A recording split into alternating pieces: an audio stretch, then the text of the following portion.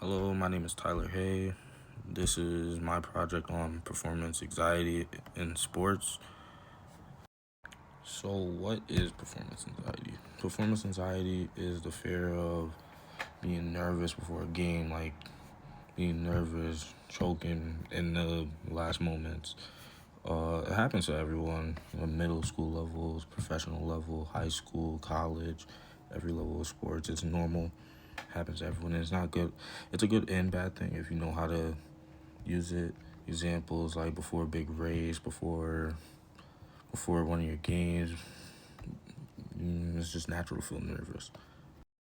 So symptoms of performance anxiety is fast heart rate, shaking, overthinking, the overall like fear of failure, just like messing up, doing something bad, and just like messing up your own performance. Uh, emotional emotional symptoms go into stress and doubt. Examples like just standing in front of the line before the race, or before making a play in the game, before the snap, before the snap of any, before any count snap of football. Causes, the causes of performance anxiety: the pressure to win, fear of failure, expectations from coaches and teammates in big moments, championships, player attempts, high placements for track. Me personally, I used to do track. So the pressure to win, obviously everyone wants to win and no one wants to lose. So you're obviously gonna have a high pressure, and especially if you're more like dependable guy on the team, like you're one of the best athletes on your team, best players on your team, you're gonna have a huge pressure to win, especially from your coaches and teammates, because they look at you towards as a leader, and a big example, because some of them use you as an example so they can get better. So you want to make the right expectations for everyone, and then in big moments, everyone is looking at you. Championships, obviously your PR attempts, you want to perform the best you could, and that can cause the fear of failure because you're scared to mess up, you're scared to fail, and then that can mess up, and then it just causes the performance anxiety. Overall effects on performance: it can hurt your performance by obviously quote unquote choking, and making mistakes that you usually wouldn't make, obviously, but like since you're in your own head, you end up making those bad mistakes sometimes.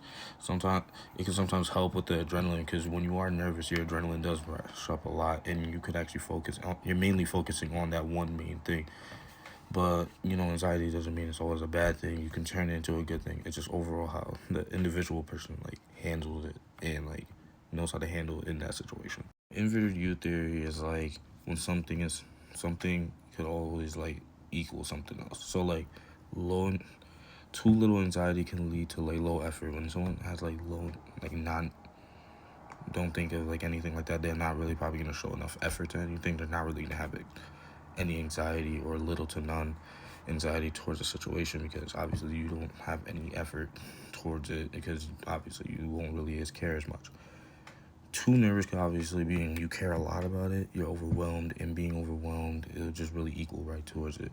So it's just obviously big game, big performance. That's some perfect examples of being perfect reasons why to be overwhelmed. Um, your best performance can literally just the mix between both. Like you know how to moderate your anxiety levels, you know how to be calm when you need to, you know how to lock in when you need to.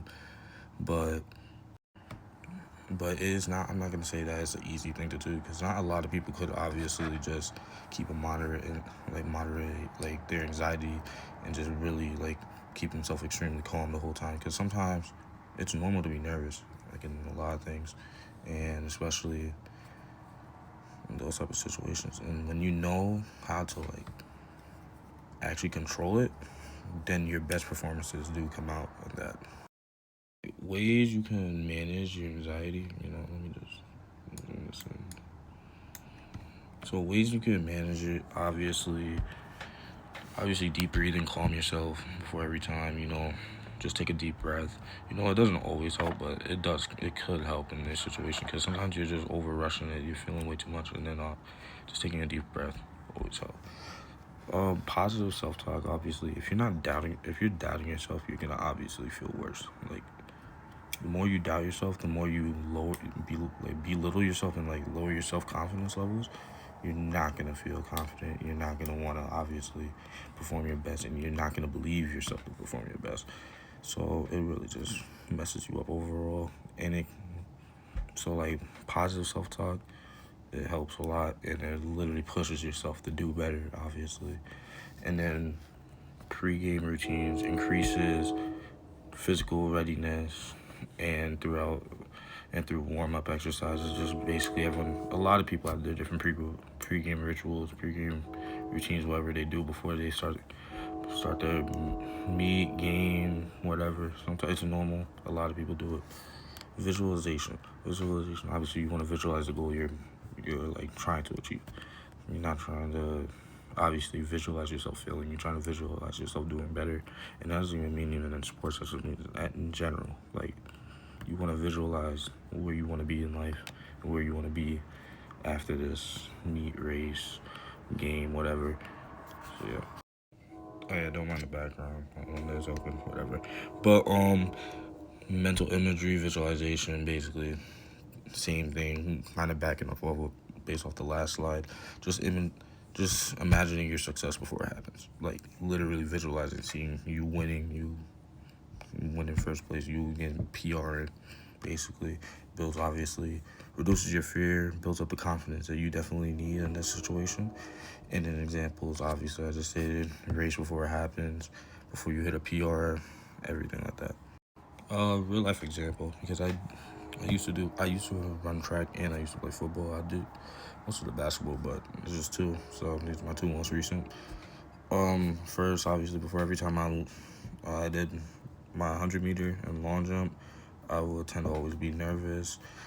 But the thing is, I use that obviously the PR in place in high places and PR a lot.